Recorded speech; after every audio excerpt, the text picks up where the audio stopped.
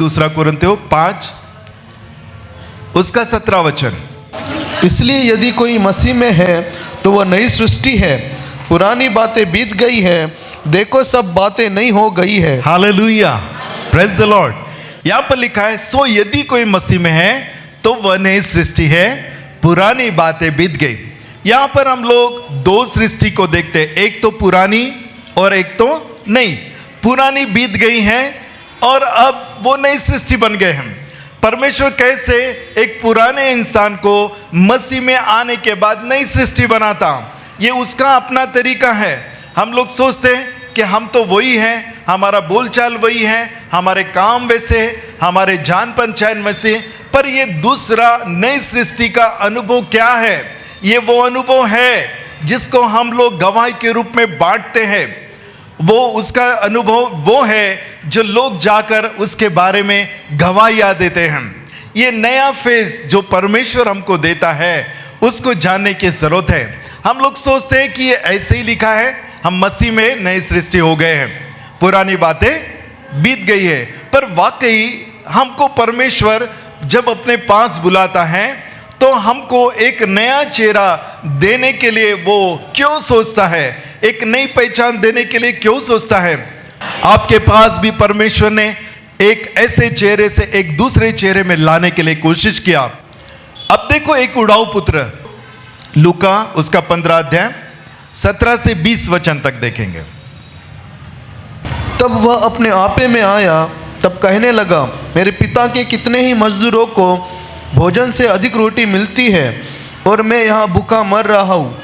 मैं अब उठकर अपने पिता के पास जाऊँगा और उससे कहूँगा कि पिताजी, मैंने स्वर्ग के विरोध में और तेरी दृष्टि में पाप किया है, अब इस योग्य नहीं रहा कि तेरा पुत्र कहलाऊँ, मुझे अपने एक मजदूर के समान रख ले।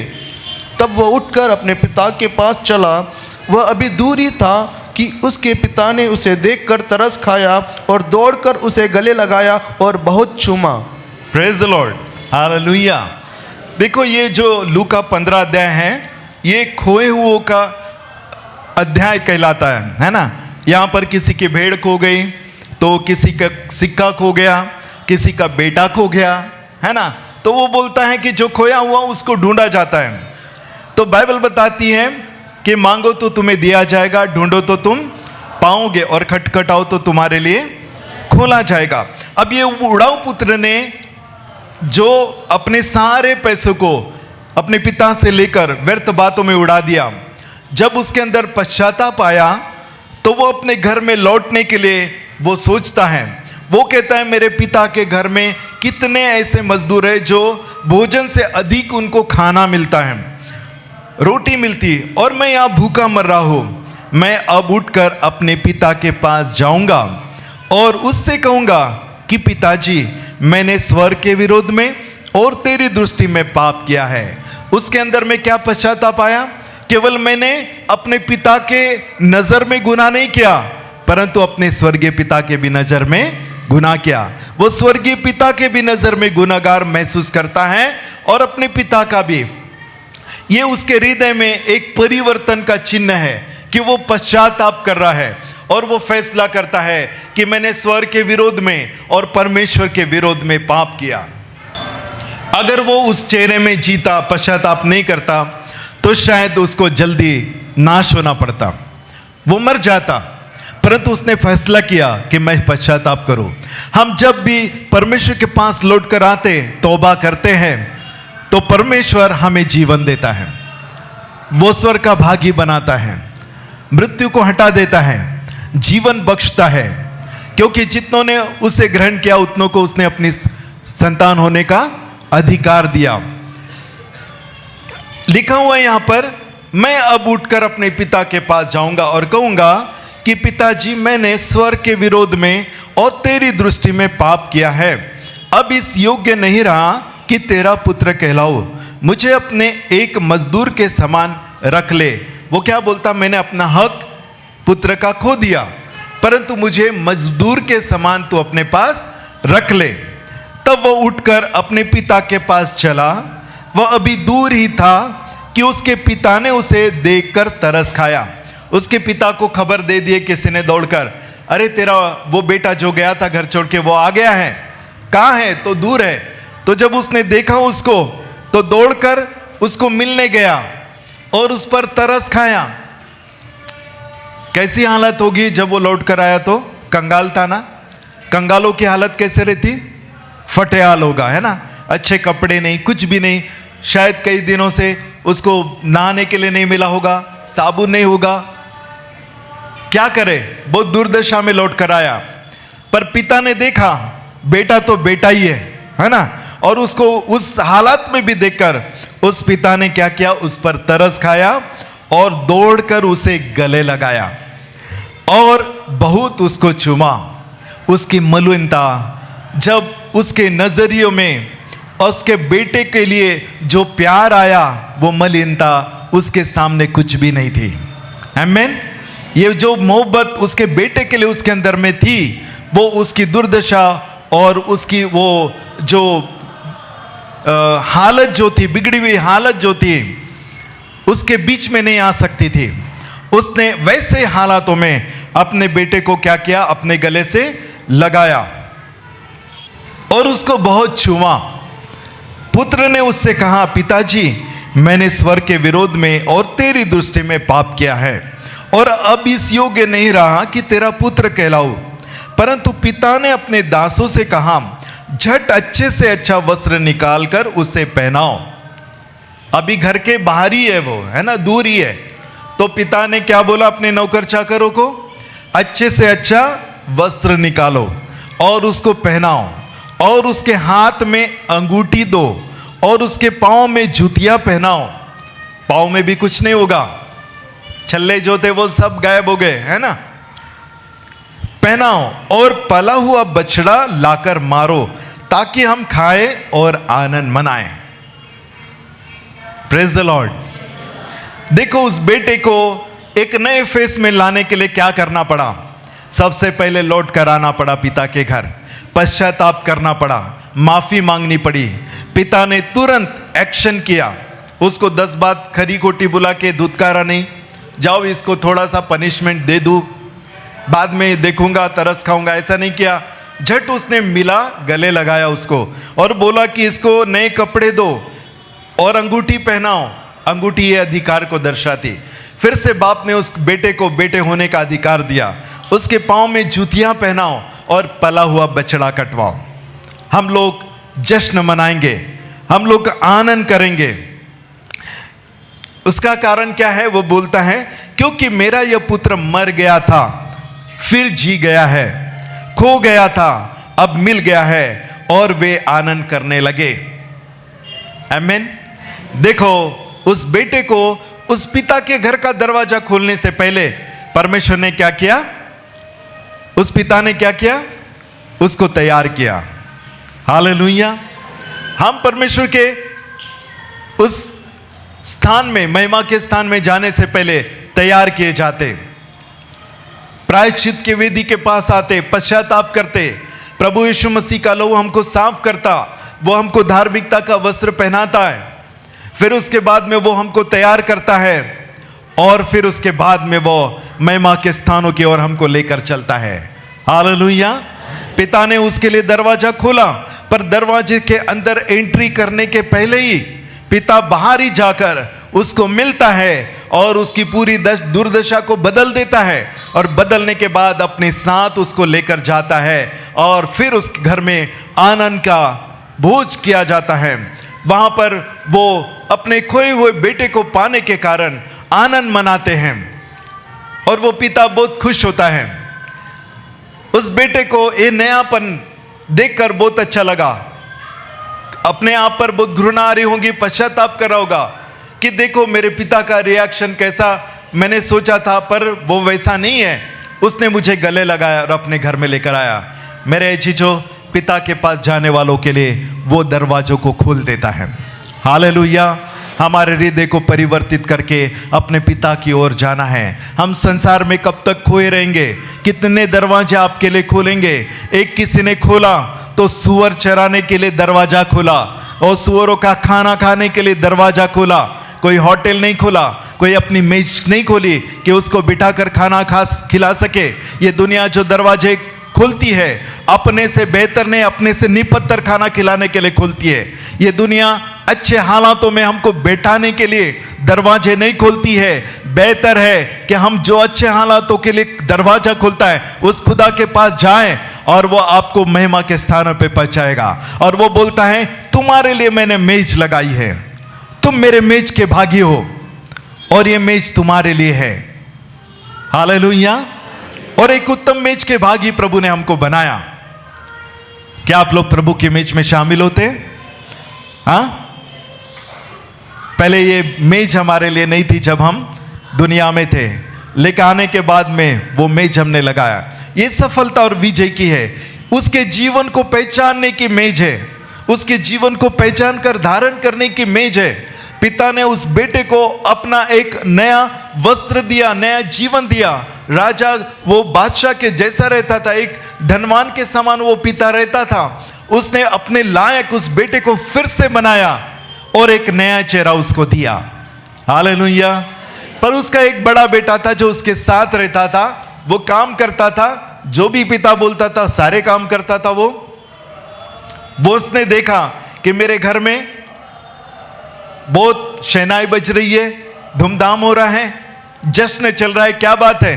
किसी ने बोला अरे वो तेरा भाई जो था ना, जिसने अपना हक लेके चला गया था, वो वापस आया और तेरे पिता ने क्या किया, पार्टी रख दिया, पला हुआ बछड़ा कटवाया, उसको नए कपड़े दिए, अंगूठी दिया, सब कुछ दिया।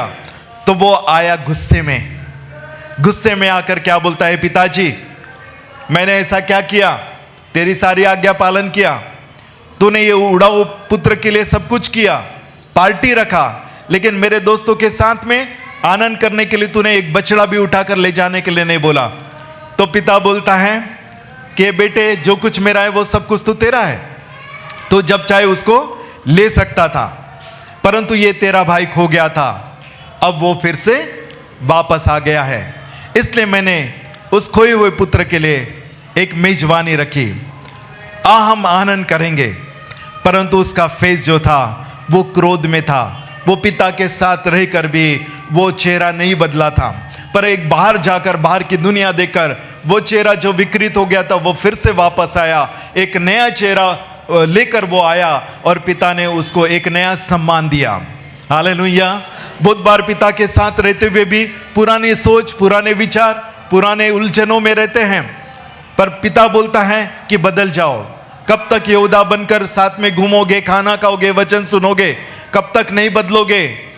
पर प्रभु बोलता है कि तुम्हारा बदलाव होना जरूरी है। एक नए फिस में जीने का आनंद हमको लेना जरूरी है। प्रभु चाहता है कि मैंने एक नया फेस देने के लिए क्या कोशिश किया, क्या नहीं किया। मेरे उस बलिदान को क्या आप जानते हो? हम उस बलिदान को क्या जानते हैं? अगर जानते हैं तो क्या उसको हल्का समझते हैं? तभी हम लोग पुराने आदतों में जी रहे हैं, पुराने पाखंड और विचारों में जी रहे हैं। सब कुछ करना, अपनी मर्जी पूरी करना, सब सुनना, परंतु सब बातें नहीं मानना, अपने तरीके से चलना। मेरे अजीजों, ये धोखे का विचार है। हालेलुया। प्रभु चाहता है कि हम उसके लिए जिए, हम उसके लिए खड़े रहे, तभी तो वो महिमा का चेहरा आपको देता है। आप देखिए, जब मूसा पहाड़ पर गया तो वो एक साधारण चेहरा लेकर गया।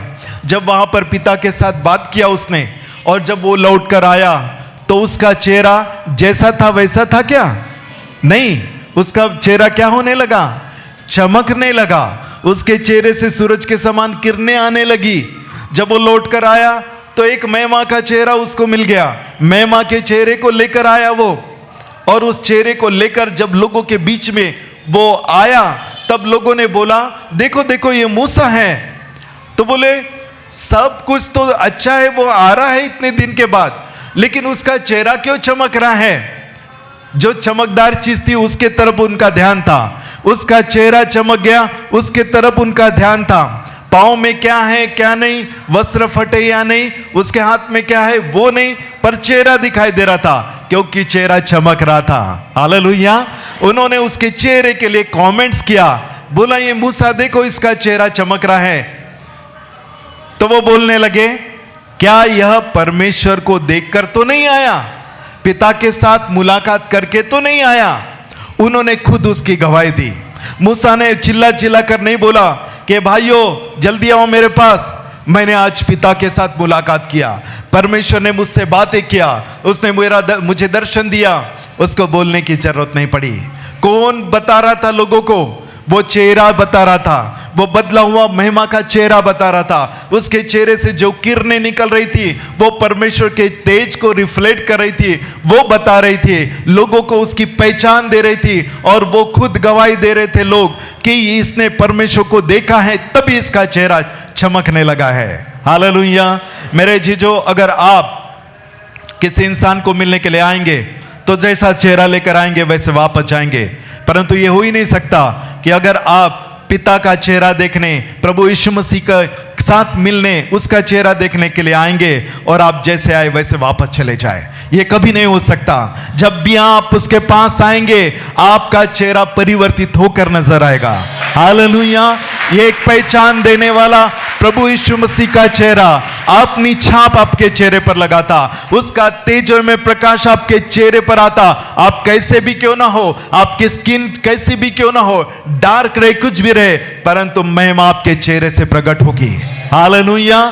और आपका चेहरा महिमा के द्वारा शाइनिंग करेगा। ये नया फेस है। जब भी प्रभु के पास आते हैं वो एक नया चेहरा पहचान के लिए देता है कि ये परमेश्वर के बच्चे हैं। हालेलुया। ये मेरे साथ मुलाकात करते हैं। जब आते हैं समस्या लेकर और रोते हुए जाते, बोलते कुछ नहीं हुआ, मेरे लिए प्रार्थना भी नहीं हुई। मैं बताने की कोशिश कर रहा था, पास्टर को टाइम नहीं था। कई बार शिकायतें करते, कई बार कंप्लेंट्स करते। जैसे आते वैसे जाते, क्योंकि मनुष्य को मिलने के लिए आते हैं। लेकिन जब खुदा को मिलने के लिए आएंगे हो ही नहीं सकता आप जैसे आए वैसे वापस जाए। हालेलुया। आप महिमा को लेकर जाएंगे, आप आदर को लेकर जाएंगे, प्रभु की आशीष को लेकर जाएंगे। कोई हाथ रखे चाहे ना रखे, जब आप उसकी उपस्थिति में आकर खड़े हो, वो पिता जब वहां से जाएगा तब भी उसकी पीठ भी झलक आएगी, तो भी आपके चेहरे पर उसका प्रकाश आ जाएगा। हालेलुया। पिता का चेहरा देखना मूसा के लिए कठिन था, क्योंकि जो भी पिता का चेहरा देखेगा वो जीवित नहीं रहेगा, मर जाएगा। उसने बोला तू मेरे पीठ को देखेगा जब मैं यहां से जाऊंगा, चट्टान के पीछे छुप। वो पीठ भी देखना उसके चेहरे के चमक बढ़ाने का कारण था। हालेलुया।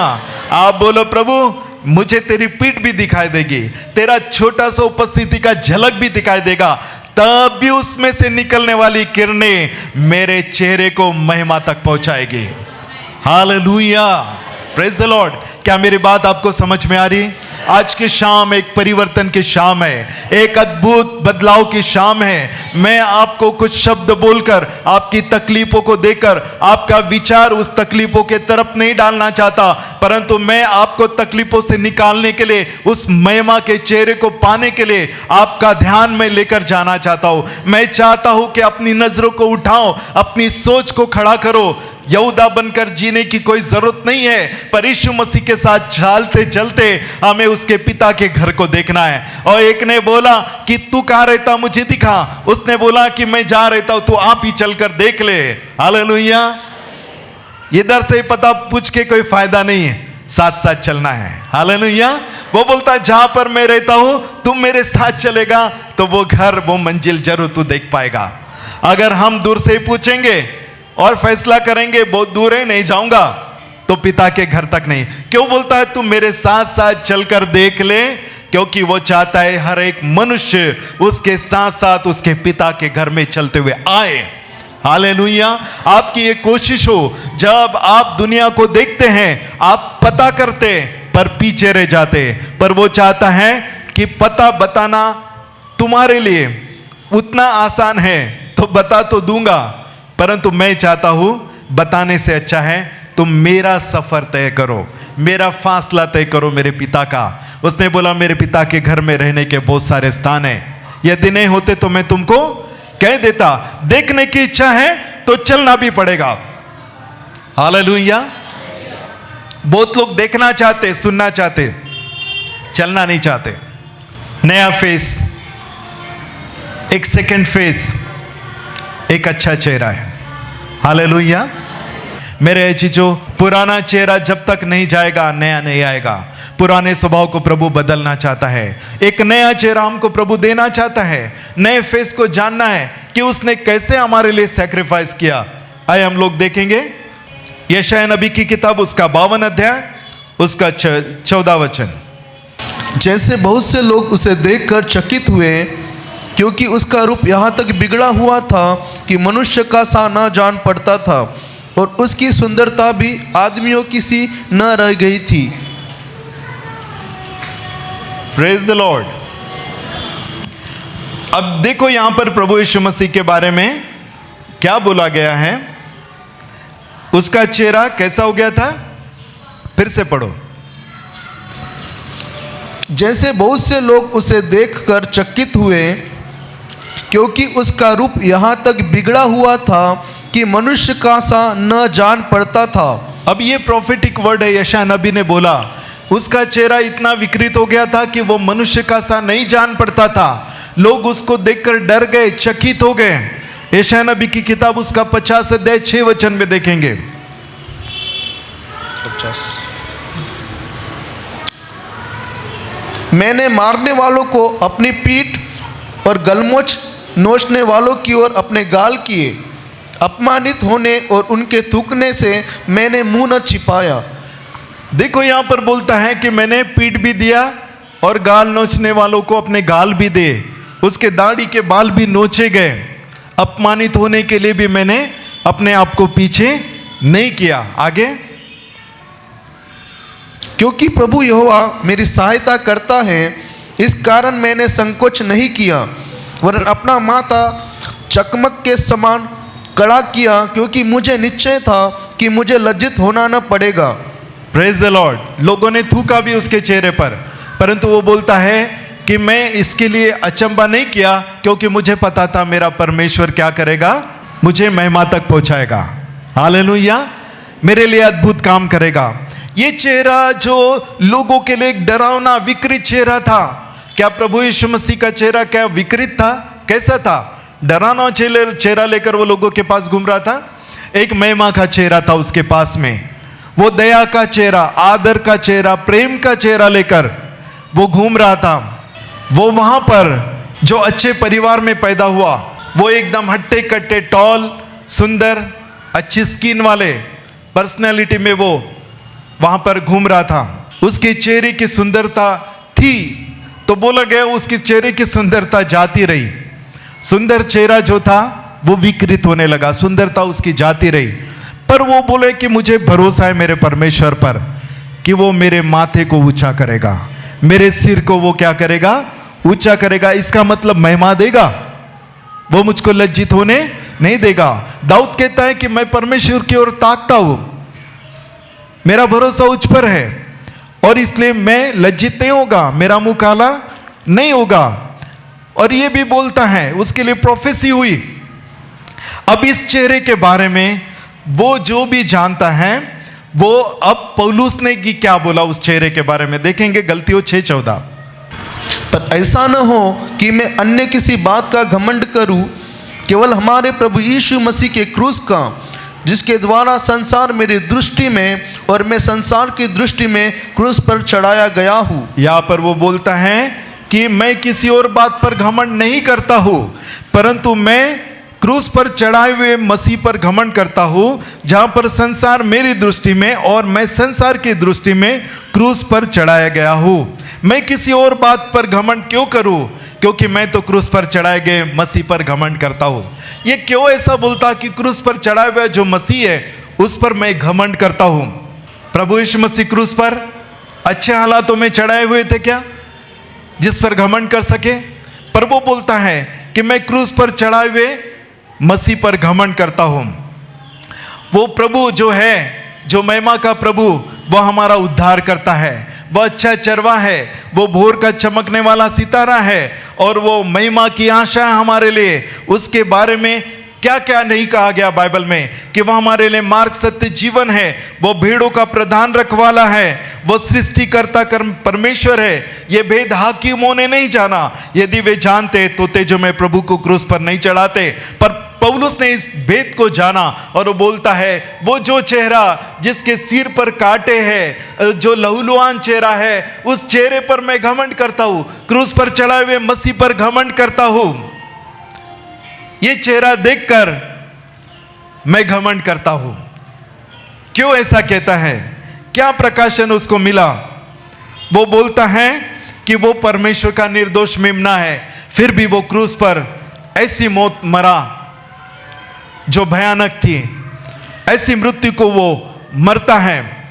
परंतु वो जब उसके चेहरे को देखता है तो वो बोलता है कि पहला इसका चेहरा सुंदर था, पर आज क्रूस पर उसका चेहरा पूरी रीति से विकृत है, एक भयानक और एक डरावना चेहरा। किसी का फेस अगर कुचला जाता है, खरोचा जाता, डैमेज हो जाता है, तो आप देखकर, भयानक रूप देखकर परेशान हो जाते, देख नहीं पाते, अपना मुंह छिपा लेते। कई बार परिवार के लोग एक्सीडेंट केस को देखने के लिए आते हैं, तब अपने चेहरे को ऐसा कर लेते, देख कर नहीं होता, क्योंकि उन्होंने एक अच्छा चेहरा देखा था, आज वो चेहरा इतना डैमेज हो गया, खराब हो गया, वो देखकर घबरा जाते हैं। प्रभु यीशु मसीह का भी वो चेहरा विकृत देखकर लोग घबरा गए। वो विकृत चेहरा था, पर प्रभु मुस्कुराकर बोलता है, हे पिता इन्हें माफ कर। हालेलुया।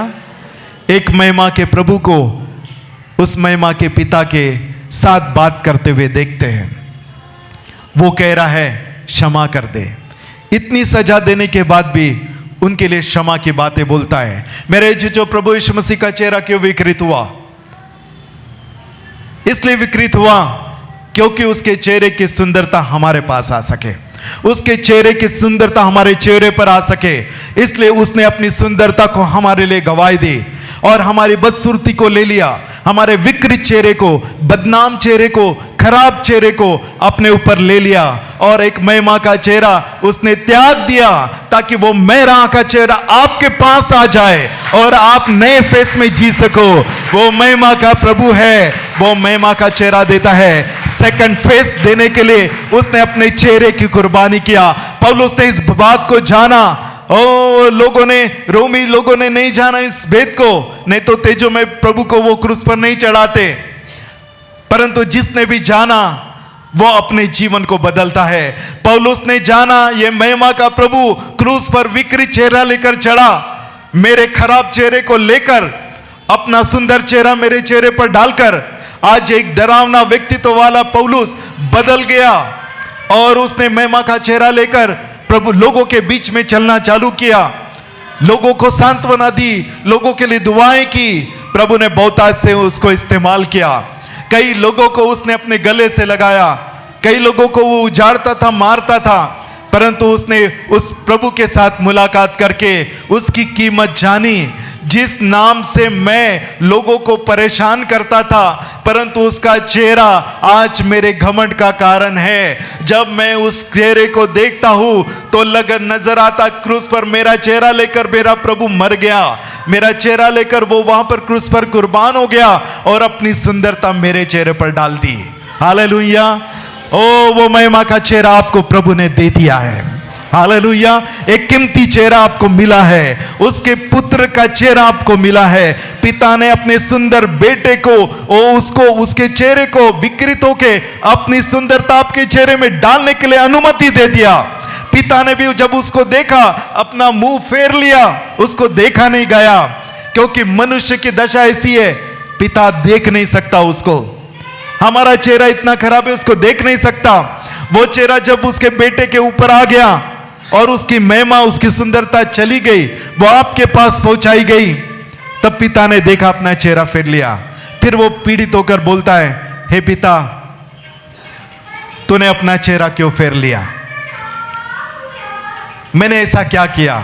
मैंने तो तेरी इच्छा पूरी की, मेरी सुंदरता को मैंने दे दिया। ये चेहरा तेरे बच्चों की पहचान बन जाए। मैंने जो चेहरा इनके चेहरे पर डाल दिया, जो महिमा का प्रकाश डाल दिया, वो अब तेरे पुत्र होने के लिए ये चेहरा उनकी गवाही देगा। जब भी आप देखोगे तो आपको नजर आएगा कि ये मेरा बेटा है, मेरे बेटे का चेहरा इसके पास है, ये मेरा बेटा है। मेरे जो महिमा के प्रभु आपको आज स्पर्श करता है। आज की शाम हमारे लिए बदलाव की शाम है। मैं कोई भी वर्ड्स देकर आपको कोई बातों के लिए उलझाना नहीं चाहता। आपके जीवन में ये है, आपके जीवन में वो है, लेकिन आज आपको महिमा के साथ खड़ा करने के लिए प्रभु चाहता है कि आपको एक नया चेहरा दे। आप खुद प्रभु के साथ मुलाकात करके उसके चेहरे को आप पाएंगे, उसके रोशनी को पाएंगे और आपके जीवन में प्रभु बदलाव लाएगा। मेरे जीजो, जब तक बदलाव नहीं आता हम कुछ नहीं कर सकते। हमारी सोच खुली हो जाती, सब कुछ खुला हो जाता। जैसे उस बाप ने अपने बेटे के लिए दरवाजा खोला, सोना सब कुछ निकाल कर, अच्छे वस्त्र निकाल कर उसको दिया, कम नहीं हुआ उसका। मेरे जीजो, बहुत सारी चीजों के लिए द्वार खोले जाते हैं। प्रभु की इच्छा है कि महिमा के दरवाजे आपके लिए खुल जाए। प्रभु की इच्छा है महिमा का चेहरा तुम्हारे चेहरे पर आ जाए। वो पिता की पहचान और गवाही का चेहरा आपको मिले, ताकि आपके लोग पहचान सके कि ये परमेश्वर के लोग हैं। Hallelujah, praise the Lord. आज बहुत सारे काम रुके हुए हैं, उसके लिए प्रभु से प्रार्थना करना है, प्रभु दरवाजा खोल। और बहुत सारे लोगों के पास ये ताकत होती है, पिता के पास ये ताकत थी, फटे वस्त्र उतार कर नए वस्त्र पहनाने की, अंगूठी उसको पहनाने की, जूते पहनाने की। अगर वो बोलता है इसने सब कुछ कबाड़ा कर दिया, जाने दो, फिर से बेच के खा जाएगा, नहीं देना इसको, तो वो कुछ नहीं कर सकता था। उसने बोला जो हो गया हो गया। अब वो आया है मेरे पास पश्चाताप करते हुए, मेरे पास जो है मैं इसको दे देता हूं। उसने उसकी पोजीशन बदल दी। करने के लिए उसके अंदर में बेटे के लिए प्यार था। मेरे जीजो, परमेश्वर का भवन उजाड़ पड़ा है, उसको हमको बनाना है। हालेलुया। प्रार्थना का भवन ये किसके लिए है? ये परमेश्वर का भवन है, आराधना का स्थान है। हालेलुया।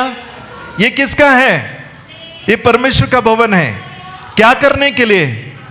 उसके बच्चे उसकी उपस्थिति में आए, उसको देखे, सेकंड फेस को अपने पास पाए, उसका चेहरा देखकर उसके महिमा का प्रकाश अपने ऊपर पाए। इसलिए हम परमेश्वर के भवन में आते हैं। भवन नहीं है तो कहां मुलाकात करेंगे, किधर भटकेंगे? भवन है तो हम आएंगे और हमारे बाद हमारे लोग, हमारी पीढ़ियां भी आएगी। हालेलुया। परमेश्वर का भवन तैयार हो जाएगा तो हम पीढ़ी दर पीढ़ी हमारे लोग आकर यहां पर प्रभु के चेहरे को पाएंगे, बदलाव को पाएंगे, सामत को पाएंगे। आमीन। क्या आप चाहते हैं ऐसा कि आपकी पीढ़ियां भी आकर इस भवन में परमेश्वर के आशीर्वादों को पाए, परमेश्वर का तेज पाए? जैसे मूसा ने पाए वैसा तेज आपके बच्चे, आपकी पीढ़ियां पाए। इस भवन को तैयार करना है किसके लिए? अपनी पीढ़ियों के लिए। हालेलुया। यह आपके खुदा का घर है, आपके पिता का घर है, यह आपका है। आपके लोग आशीर्वाद पाएंगे यहां पर। इसको तैयार करना है। जो भी खोल सकते हैं उसको खोलने के लिए दुआएं करें। आमीन। लेकिन आज की शाम एक परिवर्तन की शाम है। हमारे सोच विचार और हृदय के परिवर्तन की शाम है। एक नए फेस को पाने की शाम है। पुराना चेहरा निकल गया, एक नया चेहरा प्रभु हमको देना चाहता है। आज उस क्रूस पर आपकी दृष्टि जाएगी तो आप भी पौलुस के समान घमंड कर सकते, प्रभु आप मुझे एक सुंदर चेहरा दिए। हर एक चाहता है कि मेरा चेहरा सुंदर हो। हम लोग सवेरे से उठकर आईने में देखते और उसको सजाने की कोशिश करते और उसके लिए जो जो लग सकता है वो कॉस्मेटिक्स यूज करते। कई बार हम लोग उसके लिए पैसा खर्चा करते, क्योंकि हर एक को सुंदर चेहरा चाहिए, सुंदर दिखना सबको पसंद है और कोशिश करते। क्या क्या नहीं यूज करते, जिसने जैसे बताया वैसे हम करते हैं ताकि मेरा चेहरा कहीं पे भी खराब ना दिखे। हम लोग इतने अवेयर है कि कई पैसा हम खाने के लिए नहीं लगाकर अपने चेहरे की सुंदरता के लिए लगाते हैं। बहुत कॉस्टली है अपने चेहरे को सुंदर बनाना, पर प्रभु ने अपना चेहरा, सुंदर चेहरा आपको देखा, दिया। आप कितना कॉस्टली होगा वो, है ना? सबसे कीमती सैक्रिफाइस उसने किया, अपना सुंदर चेहरा आपको दिया है। प्रभु चाहता है तुम सुंदर दिखो। जब आप महिमा से जुड़ जाओगे वो चमक आ जाएगी, आपका चेहरा ऑटोमेटिक तेज से भर जाएगा। लोगों को पता चलेगा कि चेहरे में कुछ ग्लोरी है, अट्रैक्शन है, कुछ झलक रहा है इनकी आंखों में चमक है, इनके होठों के शब्दों में परमेश्वर का प्यार है।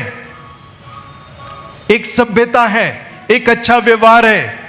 ये चेहरा प्रभु यीशु मसीह के उस चेहरे को पाने का कारण बन गया और उसने वो चेहरा दे दिया जो लोगों के बीच में जब चलता है तो दया, प्रेम और कृपा करते हुए चलता है। हालेलुया। भेदभाव का चेहरा नहीं, एक पाखंडी को भी अपने साथ रोटी खिलाने वाला चेहरा है। आमीन। आज के शाम हमारे लिए एक परिवर्तन की शाम है। हम खुदा से मांगे, प्रभु जी मुझे एक नया फेस दे, पुरानी बातें बीत गई, मैं मसीह में हूँ, वो पुराना ही नहीं रहना चाहता हूँ। प्रभु की योजना है कि मैं नई सृष्टि बनूं। पौलुस यहाँ पर भी कुरिन्थियों को बोलता है, सो यदि कोई मसीह में है तो वह नई सृष्टि है। नई सृष्टि इसलिए बन गया क्योंकि उसके लिए एक व्यक्तित्व ने कुचल कर क्रूस पर जान दे दी, एक सुंदर चेहरा कुर्बान हो गया, इतना विकृत हो गया। आपको नई सृष्टि बनाने के लिए, एक नया चेहरा देने के लिए खुदा की पहचान इसी में है कि आप उसको पहचाने, उसके चेहरे को पहचाने।